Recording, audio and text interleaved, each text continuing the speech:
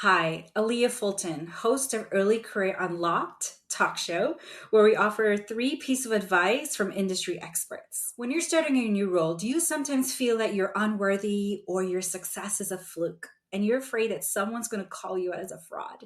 Well, imposter syndrome is real. Crystal, the Chief Human Resource Officer from True Footage, is going to offer three pieces of advice on overcoming imposter syndrome, especially when building your personal brand.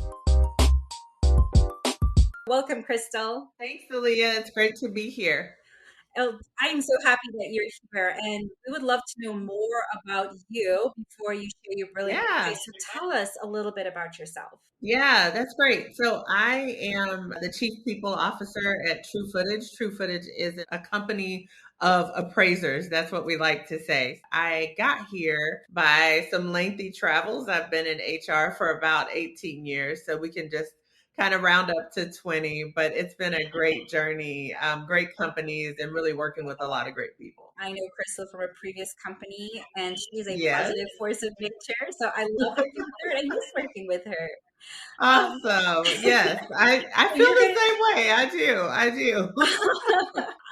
I've listened to you before giving advice to students, and I'm glad that you're here talking about personal branding and imposter syndrome. So, how are you knowledgeable in this topic? Yeah, so it's interesting. So I will give you the list of credentials, but probably the most important credential is that I have suffered from imposter syndrome myself many times in my career at different points and for many different reasons. And imposter syndrome could also be called like position insecurity or work insecurity. And so over my career, in addition to having those feelings and to suffering a little bit from it, I took on the task of educating high school students to start. It was high school students from all over the DFW area. And I used to do personal brand workshops, some of them very, very complex with lots of high school students through a job shadow program. And then after that, I had the opportunity to start to do this a little bit with adults and to start working on building brand statements and really defining who you are and defining and really setting the stage for what your reputation should be. So I've gotten to do that with adults. And it is just truly one of my favorite things to talk about. Those three things in a nutshell, I hope give me enough credibility to have this conversation. Absolutely. And I think with our viewers watching this, we all feel the same way at some point of our career. I know every position I've been in, I've felt some measure of imposter syndrome. I always think that they're going to figure out I'm not smart enough to be here, which is very untrue because they hired you for a reason. What would be three pieces of advice that you would offer to our viewers? Yeah, exactly what you said. So they hired you for a reason. So my first one is remember what got you there, right? So you didn't just land in the job with no accomplishment, no resume, nothing. You got there because of a history of positive accomplishments. And that history is what got you into the role. And now it's time for you to like show up in the role. So it's time to make some new history in a new role.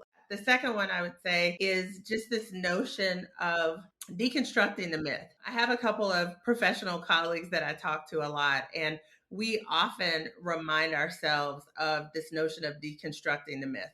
What is the truth of the situation? So, the truth is not that you fell into the job, the truth is that you earned the job.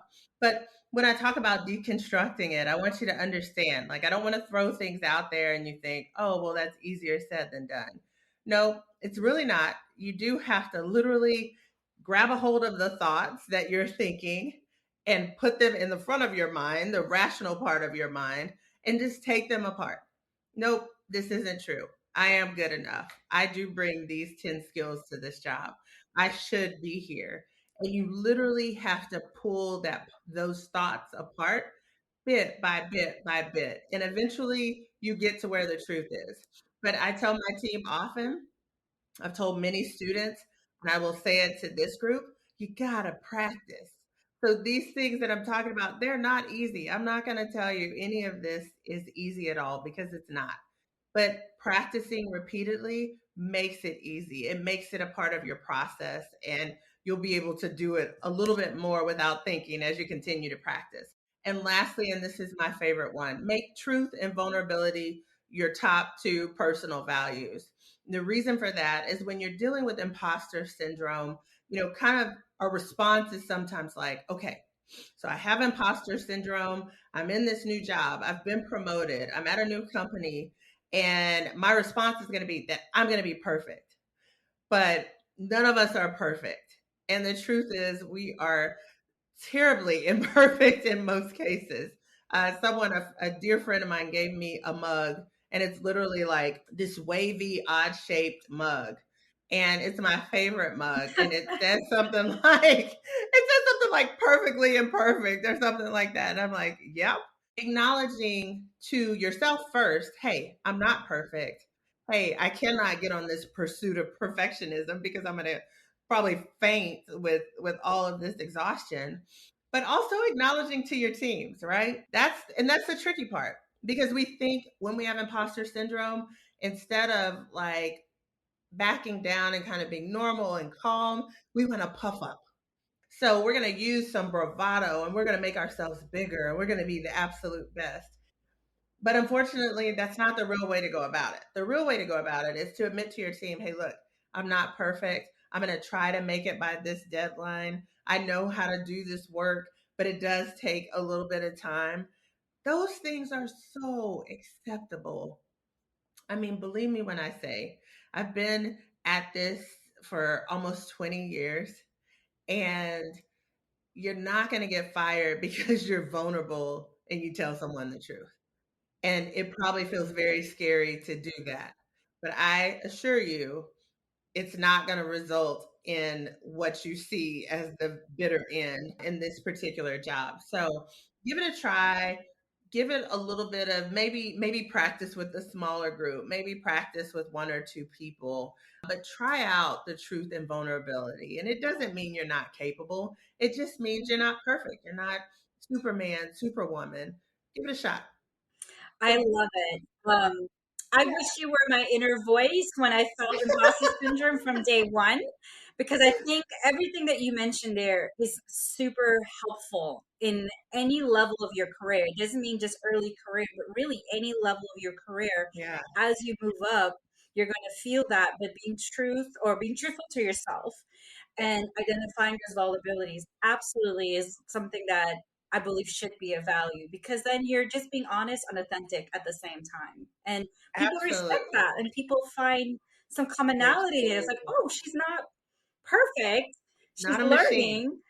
learning, and that's okay because I'm learning Right, right. And Aaliyah, I have to say, I wish you were my inner voice. I could use it. too. Well, I think what you mentioned here, I think it's going to help a lot of folks who are looking at this video and feeling that imposter syndrome, feeling again like I'm here, but do I belong here? Should I puff my chest up and pretend I'm someone else, or should I just be who I am, be truthful? So, just to recap, three pieces of advice from Crystal when it comes to imposter syndrome is one, remember what got you there. Two, deconstruct the myth. And three, truth and vulnerability are values. So I think those are really great three pieces of advice, Crystal. And just to wrap things up, is there anything that you want to offer to our viewers? Any last things that you want to say for us? Yeah, I mean, the only thing I would say is, my goodness, if you are watching these videos, and whether you're early in career or you're transitioning, I truly, truly wish you the absolute best and look forward to however we might meet, via LinkedIn or otherwise. I would love to know more about your journey and would look forward to hearing about it. So, congratulations to all of you all and best of luck. I really appreciate you, Crystal, being here and sharing your fantastic advice. And then to our viewers, subscribe. If you want more career advice, you get 3 tips from industry experts every week at Early Career Unlocked.